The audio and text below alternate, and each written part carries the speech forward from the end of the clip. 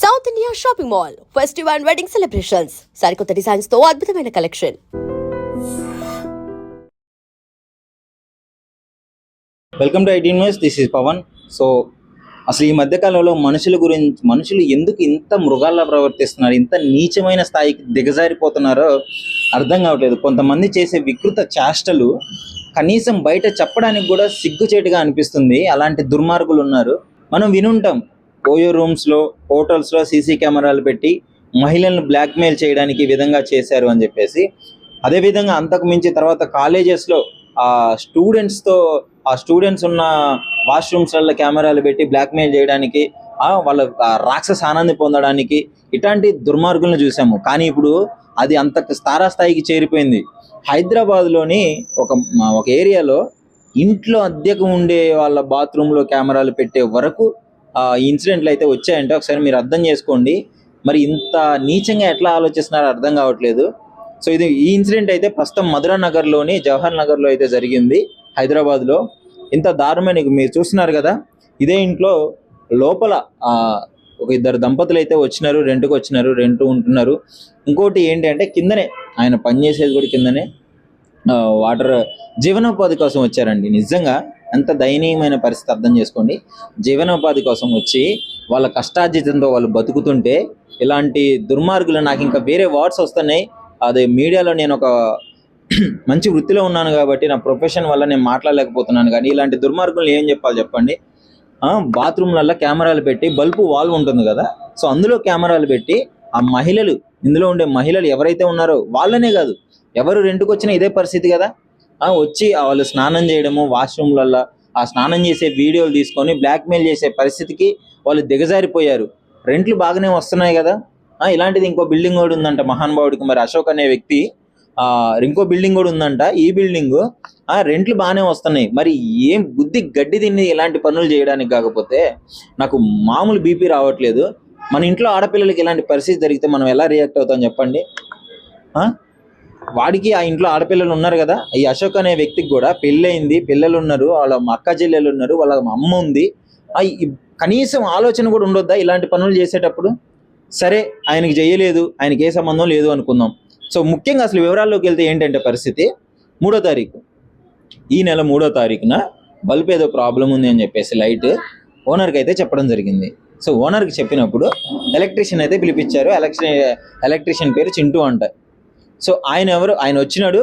So వచ్చి repair అయితే చేసినాడు, రిపేర్ చేసి వెళ్ళిపోయినాడు. సో అందరూ ఏమనుకుంటున్నారు, వచ్చినారు రిపేర్ చేసినారు, క్యాజువల్గా ఉంటాం. మనం అంత తారాస్థాయిలో పరిశీలించలేం కదా. వాష్రూమ్లో ఇట్లా కెమెరాలు పెడతారు, బగ్ పెడతారు అని చెప్పేసి అయిపోయింది, చేసుకున్నారు. ఈ నెల 13వ తారీఖున, ఐ థింక్ 13వ తారీఖు, ఆ భర్తకి అనుమానం వచ్చింది, కొంచెం ఏదో డిఫరెంట్గా ఉంది, ఏదో లైట్ సంథింగ్ ఏదో వస్తుంది. దాన్ని కొంచెం అంటే రెగ్యులర్గా ఉండేదానికి వేరే దానికి ఆయన ఇన్ని రోజులు గమనించలేదు. ఈరోజు గమనించి 13వ తారీఖు అయితే చూడడం జరిగింది. దాన్ని తీయగానే లోపలైతే సీసీ కెమెరా, ఇంత చిన్న సీసీ కెమెరాలు కనిపించింది. మీకు క్లియర్గా చూపించాలంటే అగో ఇలాంటి వాల్వ్ ఉంది కదా, సో ఇలాంటి దాంట్లో ఇది హోల్డర్ అంటారు. సో ఇలాంటి దాంట్లో లైట్ వస్తుంది కదా, కింద ఇలాంటి ప్లేస్లో ఒక చిన్న హోల్ పెట్టి దానికైతే కెమెరా పెట్టడం జరిగింది. సో దీనికి కెమెరా పెట్టినప్పుడు మనకి అర్థం కాదు, లిటరల్లీ ఆ లైట్ వెలిగినప్పుడు అయితే మనకి కింద ఏముంటుందని అర్థం కాదు. సో ఇట్లాంటి ఇన్సిడెంట్ జరిగినప్పుడు సో ఆయన పట్టించుకోలేదు. 13వ తారీఖు చూసినాడు. 13వ తారీఖు చూసిన తర్వాత కంప్లైంట్ ఇవ్వడం అయితే జరిగింది ఓనర్కి. సో సార్ ఇట్లా ఇందులో మాకు కెమెరాలో ఉంది, కనిపించింది, ఎలక్ట్రీషియన్ ఎవరైతే ఉన్నారో ఆయన మీద యాక్షన్ తీసుకోవాలని చెప్పినారు. సో ఎలక్ట్రీషియన్ యాక్షన్ తీసుకోవాలనుకున్నప్పుడు ఆయన చెప్పే సమాధానం చాలా నెగ్లిజెన్సీగా ఉంది. అసలు పట్టించుకోవట్లేదు, యాక్షన్ తీసుకోవట్లేదు.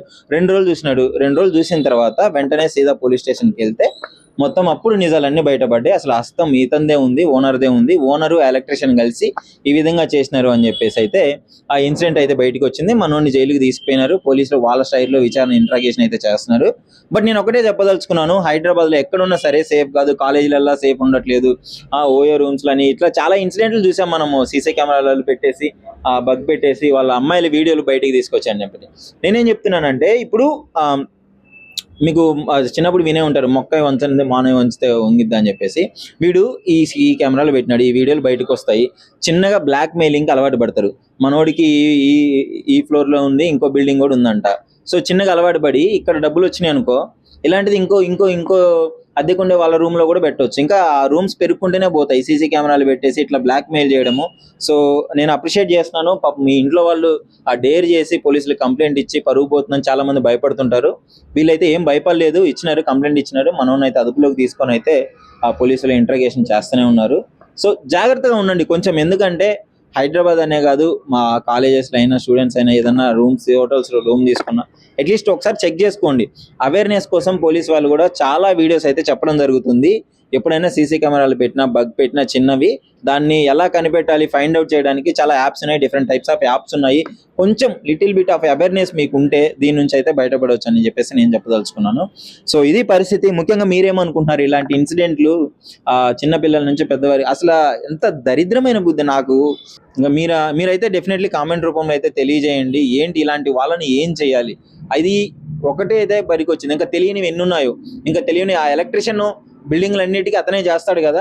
సో ఇప్పటివరకు ఇంకేడన్నా పెట్టినడా లేదా ఇదే ఫస్ట్ టైమా అన్ని విషయాలు కూడా క్లియర్గా పోలీస్ వాళ్ళు అయితే అప్డేట్ అయితే ఇస్తాడు. అఫీషియల్గా ఇంకేం రాలేదు, అతను అయితే జైల్లో పెట్టినారు. చూడండి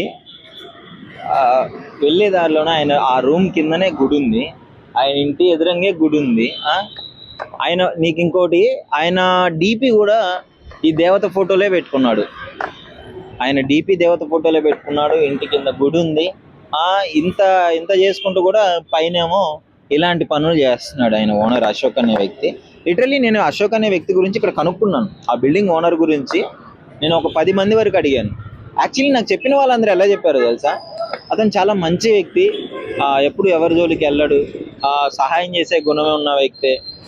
ఆయన గురించి అయితే మంచిగా చెప్పినారు. మరి ఈ ఇన్సిడెంట్ చూస్తే మాత్రం కొంచెం డిఫరెంట్గా అనిపిస్తుంది.